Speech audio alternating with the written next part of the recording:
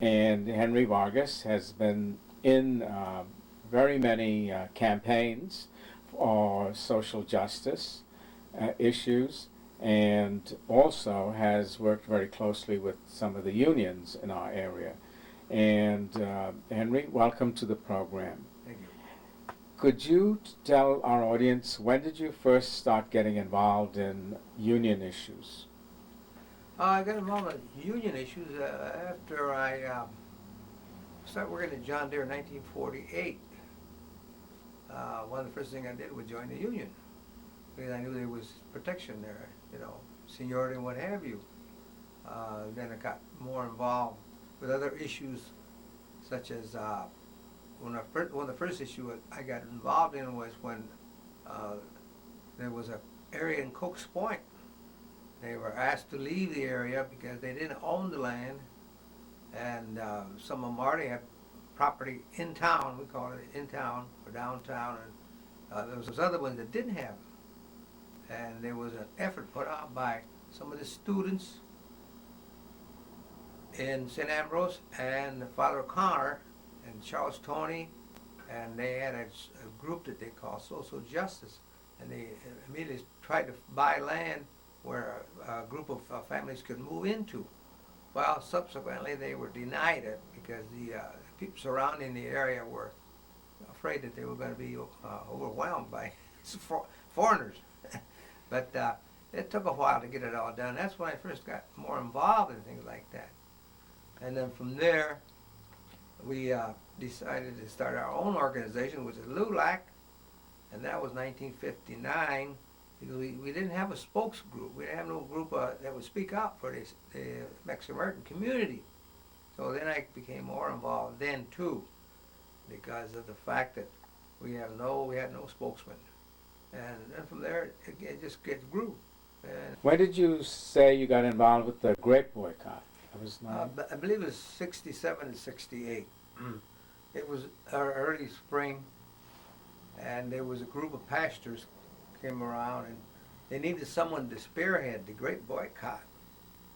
And I thought that it would do a better deal if someone with a background, Hispanic background, could start it out here in the Quad Cities. So at that time, we agreed to do it, and John Toronas was the first great boycott of the Quad Cities.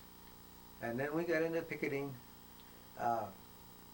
Eagles and National Tea and whatever it was to try to get them to remove the grapes from the store. Is this the same John Toronas who joined the Civil Rights Justice Department. Justice Department? Yeah, Community Service Relations. But prior to that, he had worked with the grape boycott and with the lettuce boycott, and that was it. You can remember yourself helping us out on picketing some of the supermarkets. So it was quite a task because it wasn't a very friendly atmosphere when we got around to the supermarkets where we had to do the picketing. But eventually it was successful. Now you see that some of the things that Cesar Chavez was saying about the pesticides now coming to light. The abuse of and overuse of certain pesticides that will affect your general health of the public. But there was some difficulty in joining unions at one time, especially for Hispanics. Particularly in the buildings trade. It was all right if you were a laborer, but I knew that as far as the trades like the carpenters and electricians and plumbers and what have you, it was pretty well closed. And I know my younger brother,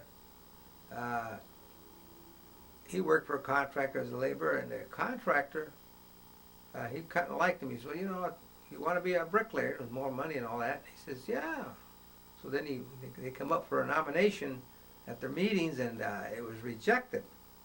And the contractor was upset. He thought, wait a minute, this guy is a good worker, and I think he can do it. So he says, now, I wanted him to be the first. So he was the first minority mason, brick mason in the Quad Cities. And then from there, even some that come in later had difficulties, even though they were already union carrying carpenters and what have you in the area. The contractor was afraid that they might cause a problem between the ones that are there now, which are mostly Anglos, and then this we got a minority in here. Well, little by little, it took a while to dismiss the idea that there were somehow be arguments and fighting amongst the workers because they didn't want to be working next to a person of color. Right. So what year did this happen? As far as my brother, I think it probably I'd say probably 1954. Not any government contract or what have you, it was any kind of work to be done, it had to be shared by a minority contractor. And that's where some of the other ones been moved in from other areas and were able to take advantage of that 10%. One of the largest that I can think of right now is the transportation center in Rock Island. The general contractor on that was a Hispanic American. And there's other ones smaller, but that was the crux of it. That the government had to force some of these contractors to give 10% of the contract to minority groups. And even where I worked at, I think John F. Kennedy in 1961, I believe, made a presidential order that there'd be more minorities and women on in any plant that had a government contract over $25,000 a year. So that improved that too, even though some of them had some, but they were more or less given jobs either as a laborer or working in a foundry or some low-paying jobs, which, But as far as the trades and where you could earn more money as a piece worker, that was a kind of a forbidden area. But a lot of that changed after John F. Kennedy, presidential executive order mandated that they had to improve upgrading and more or less hiring more minorities. Affirmative action programs and all that other stuff. Henry, you said you were born and raised, your whole family born and raised here in Davenport, but in the early years you were sort of separated from the main society, right? Your parents settled in where? Well, they came up in 1916, and I think they went to Chicago. That was always been the target area for a lot of people coming in from the Southwest. But they didn't care for Chicago because it was very crowded. Since they came from a farming region, they got into Davenport. And there's where, at that particular time, there were pockets of railroad workers that lived in shanty homes or boxcar homes. And I know my particular family settled right behind Crescent Macaroni on 5th and Iowa. There was about 3 families back there. And it was provided by Rock Island Railroad. And when I had to move out of there too because there was no sanitation. I think about 1935 we had to get out. But that's where I was born, a boxcar home right behind the Crescent Macaroni. And there was about 4 families back there. And of course the larger group were down at Cook's Point. And even then we were able to move. About 2 years we were living what we called in the downtown area, and it was pretty crowded, so we ended up finding a place down on Cook's Point and moved down there in 1938. Well, everything was fine there, because even though we didn't have no electricity and no running water, we were there all together, and that wasn't really important, I guess. And then the Second World War came along, and a lot of them went to the service. And when they came home, they were already growing, and there was no room down there, to expand down there. So a lot of them were able to find homes in the town proper. And there was a little struggle once in a while, but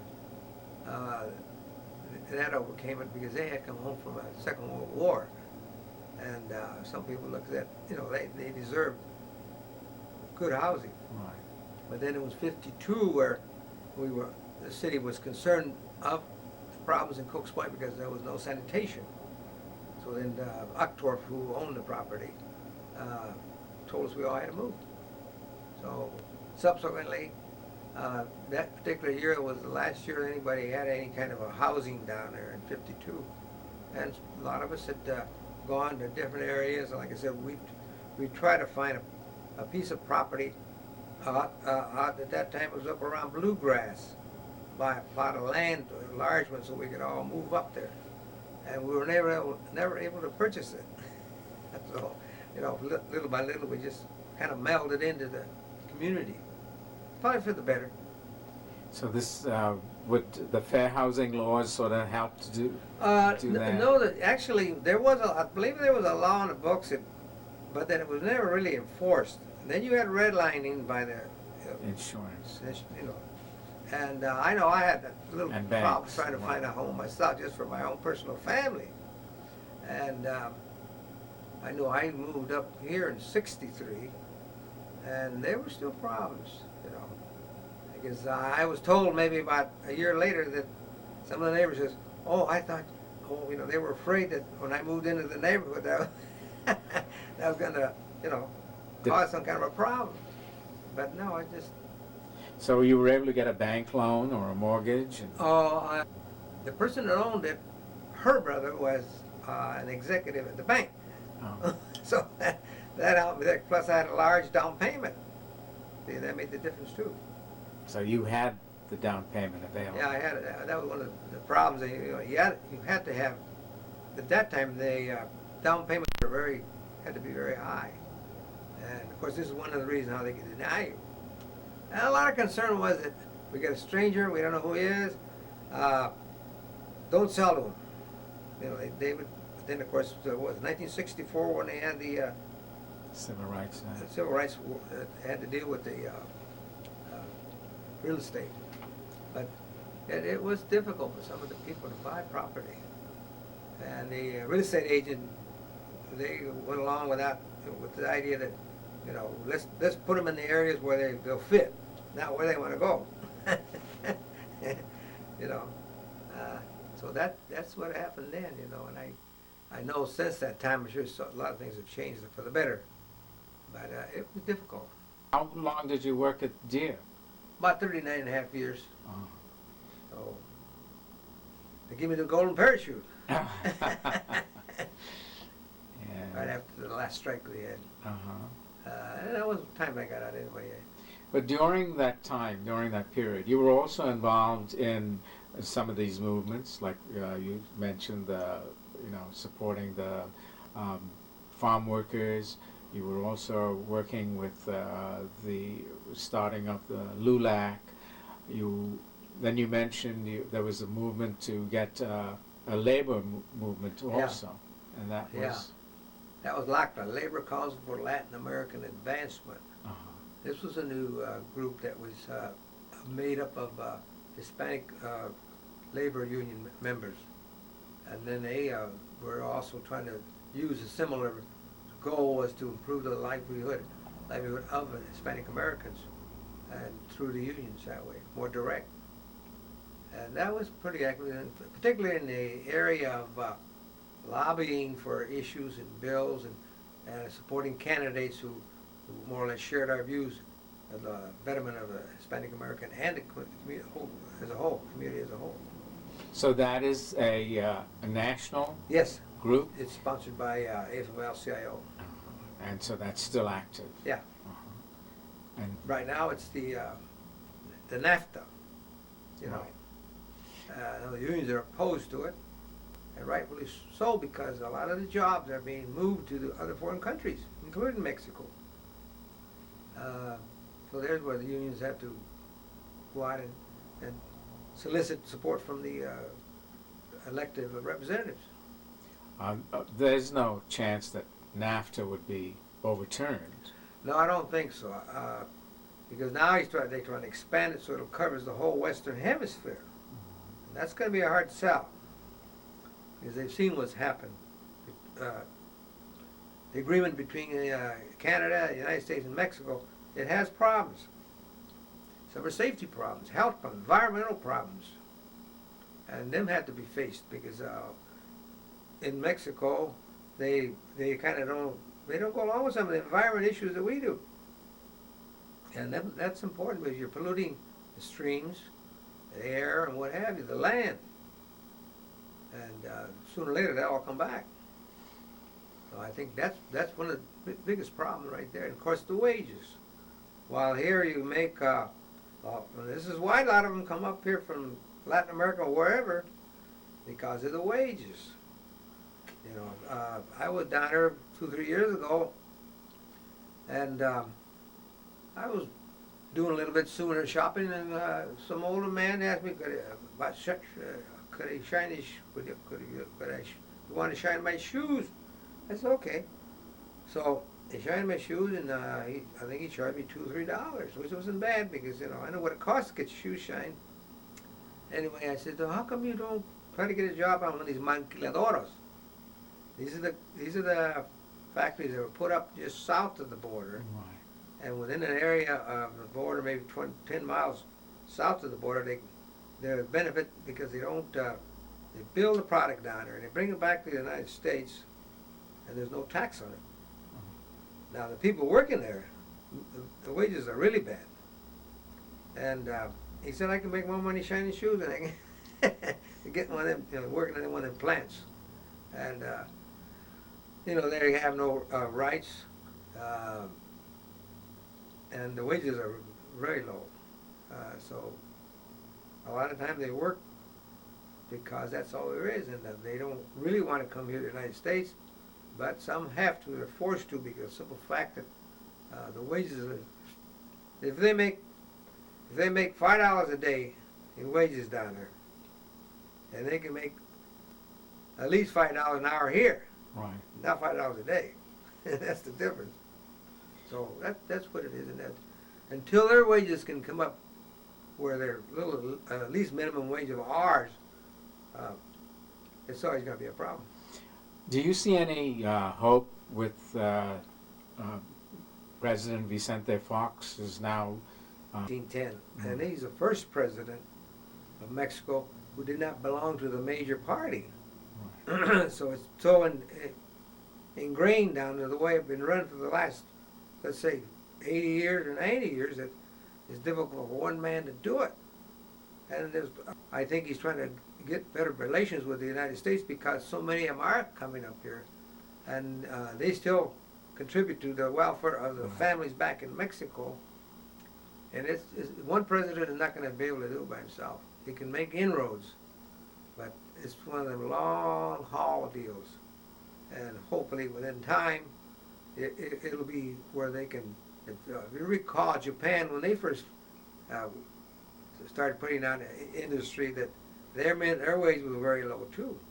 And within 20, 30 years, now their wages are, and their living standard is a lot higher than it was then. And this is what has to happen in Mexico. So when the unions are talking about these issues, do they then try to influence some of our legislators here to bring about changes? Yeah, they do. They know they got to face these legislators because the percentage of union members within the country are pretty low. Because what the unions did do was to create a better living standard. I can remember when I first worked for the railroad, the general public had to look at and say, well, we have to petition and address issues to our legislators because they're for the benefit of the community. And I'm sure that National Association of Manufacturers do their own little bit of lobbying, besides some of the other people that try to influence the vote of the legislators. I don't have to tell you anything about Iowa because we had a lot of support for this, not to pass this immigration law, English only in Iowa, and it passed, but somehow, the unions will support us on that because it's considered kind of an unfriendly law because it's kind of like saying, well, You be good and you'll be all right. In other words, it's an intimidation and it's not a friendly gesture. The majority of people that come from wherever, whether it's Bosnia, Mexico, or China, or whatever, they come here for just to better themselves. They know themselves. They have to learn English, and they will do it. The children, as far as they learn it in school a lot more. And of course, they have the teachers and the staff now to accelerate their learning of English. I know that here at Jefferson School, they have a good program there where the majority of the third and fourth graders are Hispanic, and they struggle to, but then they're coming along pretty good. Now, your children grew up bilingual. I mean, you... No, not really. Not really. Because, see, they went to schools here. Their friends were all, and of course they had some that were Hispanic like themselves, so they didn't see any need to know Spanish. Except when they took Spanish in school, then the teacher wanted to know how come they didn't know Spanish better. So it's kind of a quandary there because myself, well, we had to know Spanish because our parents didn't know English. Okay. But we went to school and we learned English, and it was difficult for my older brothers when they started school because they didn't know English. Okay. But there was no one there to help them there. But they had to learn English the hard way. But after 10 years later, when I was going to school, there was no problem. I think it's going to be like the Quebec of the United States. Right. I don't believe that. I don't believe it because the simple fact that as many Mexican Americans and other people of foreign countries come to these United States, they're very loyal because they've been accepted, at least in the community, and they feel more allegiance towards the new country than they do the old. The old they only hang on to because of the customs, and that's it. So I don't, I think that their struggle, once they more or less feel that they've found a new area, and it's hard for them to leave the old country. They're forced to because of economics. And a lot of them always talk about moving back down there, but they don't. Just a few do, but they miss the Midwest cold winters. Right. Now, your parents came, when you said, from the southwest of the United States? No, they came from Mexico. From Mexico. Yeah. What part of Mexico? Michoacan, which is south.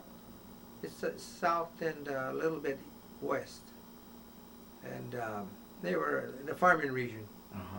And that's when they came up here for the betterment. And found a place where they could raise their family. At the time, there was a revolution in Mexico. So they were threatened. My father was threatened twice. And he thought, well, I can get a job in the United States because he had worked there before. And he had injured his hand. So they give him a lifetime job, and they also give him a stipend. So he went down to Mexico and opened up a little store. And they thought, well, I can make it out here with running this little store. Well, the revolutionists come in, and they cleaned the store out. So he restocked it. So when he restocked it, the Federalistas, the federal troops came in, and they called him an opportunist of the revolution. They were going to shoot him because he thought he was a person taking advantage of the revolution. So he just said, told my mother, says, either way, we were going to get hurt. We might as well leave. We got a place up here. I know where I can go to work. So then he left. And they had problems when they come up here. My father knew of the cold weather, but my mother didn't. And it was difficult for them to get used to the changing climates. And you mentioned the first place they lived was near the Macaroni? Yeah, right behind Crescent Macaroni on 5th and Iowa. 5th and Iowa. And we didn't have to worry about our neighbors too much because we were all the same. Right. So what would you say to families that come new now, as new immigrants, and they complain perhaps of unfair treatment? What would you say to them? Oh, well, I would say that now with the laws that we have are a lot more commendable, because at that time there was no real civil rights. groups that you could go to. And as far as housing, it was the same way, you know. They just said, well, no, I know what happened to me. At one time I went to rent an apartment. I just had 1 or 2 kids, and I was about ready to move in, and the manager says, no, I think we've already rented it. See, so it wasn't easy. I think it's easier now because of the new laws, and I think the community itself has accepted the fact that we're a very diverse society now, and we recognize it. So it individually is the people that may have problems that don't try to smear us all because of one. And I think people realize that now. And as far as job opportunities, well, a lot of them, if they're not skilled, they'll go into the foundries, they'll go into the IBPs, what have you, and little by little they do advance economically. So there's a lot more going for them now than there was, let's say, 40 years ago. There's even opportunities for adults as they come Right. in. English as a second language, Exactly. classes that are available. There's a lot of the universities and colleges have done the same thing, recruited more minorities, more Spanish-speaking Chinese and Bosnians, what have you. And it's improved quite a bit. There's still some traces of discrimination that have to be taken care of, but I think it's improved quite a bit. So how is it for the unions then? Getting into the unions, has there been a Well, marked improvement? Actually, it's kind of funny because whenever in the past you almost had to be related to one of the officers, or maybe your uncle or your dad was a union bricklayer or plumber or what have you.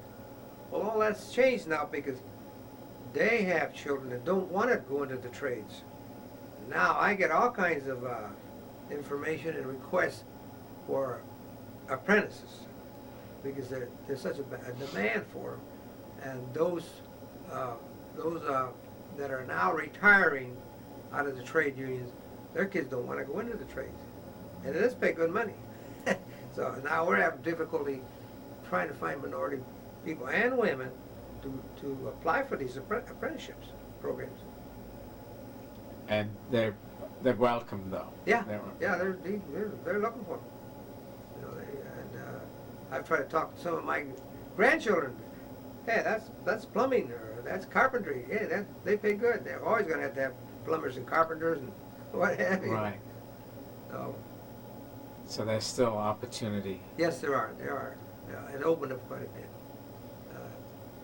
To the point that there's even with people in, I know on the Illinois side, you have more Hispanics on the police force than they have in Davenport. We try to find candidates to be firemen. The fireman's the only one that probably has, Davenport firemen, I think they have at least two Hispanics, and I forget how many women. They're on the police, on the fire department in Davenport. And of course, the police department has quite a number of women in the force. It's just trying to find Hispanics that can do want to apply and pass the test they have to take. Do you see some other changes that need to be made? Talking about the total community, I think the environment is one thing. And the other is possibly education. I think there's a big need for more minorities getting into the education field, because that seems to be one of the things that we need now, because particularly for those new immigrants who have difficulty with their language. And we don't have the staff, we don't have the trained people to handle these things. Some of them will not be able to succeed as much as they'd want to. How about the young people getting involved in the unions? Do they participate? I really don't know. I've been away from it. I think they have to rely on the same thing because of the downsizing of the employment. I can remember John Deere had a large number of employees in the area, and I see you can say the same thing for other manufacturing plants here. The numbers of the employees were very large, and they've downsized quite a bit, so you don't have too many new ones coming in. I'm sure the issues are always going to be there, but as far as the youth, again, going back to the same thing, they want to go into business administration, they want to go into science, which is good. Right. So you don't have that many young people, and there's going to be a kind of a shortage there, because even taking John Deere, I think about 3 years ago, they called us over, they were going to start hiring some new people, and they explained to us how they were going to start, how they were going to do it. And well, I thought that was good, but then all of a sudden we had a slump. So now, like it is now, I know they're not hiring. See, so they're not getting any young people in. So, Henry, whose plaque are you holding up right now? That says a hero of the Mexican Revolution, Emiliano Zapata. And one of the heroes that, who felt that the land was being taken away from them by the rich landowners. And like he says here, it would be better to die on my feet than live on my knees the rest of my life. And he's one of your heroes. Yes, he is. And what advice would you give to young people to get involved in some of these movements? I think it would be very wise for them to do that, because simple fact, they know how other people live and what their priorities are, rather than just being material things. There's the health, and there's the environment, the number of education, and regardless of who you speak with, remember that they are a person like you are. Because the sun shines on all of us, whether we're a little crawling ant or we're a big president of the United States or what have you. The sun shines on us all, and we're all here for a purpose. The sooner we learn how to contribute to the community, the better we're going to feel. I'd like to continue this at some future time, and I want to thank Henry Vargas, who has been involved in so many social justice issues, involved with the unions, involved with young people, helping them get ahead, helping new persons coming into the community. I only did it because I wanted to. What? See, some people bowl, some people play golf, but this is my hobby, is contributing to the community. And if they give me an award, fine. But the gratitude comes in that I see there was something was accomplished, whether it was the Civil Rights Commission in Davenport, or the Hispanic-speaking Commission in Des Moines, or the other various things that we had to. The LULAC Council. Yeah. Right. So, well, thank you again very much, Henry, and hope to see you again soon. Okay.